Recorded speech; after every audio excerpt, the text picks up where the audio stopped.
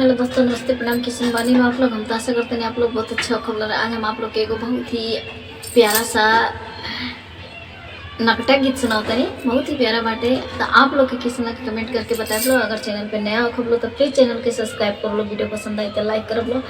मांगे सिया जी बरदनवा खड़ी गिरी जाके भावनवा, मांगे सिया जी बरदनवा खड़ी गिरी जाके भावनवा। राजा दशरथ ऐसन ससुर मांगे, राजा दशरथ ऐसन ससुर मांगे।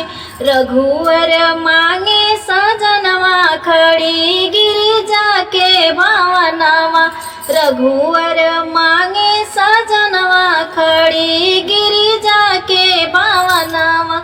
मांगे सिया जी बरदनवा खड़ी गिरी जाके भावना। अवधपुरी ऐसन सासुर मांगे, अवधपुरी ऐसन सासुर मांगे।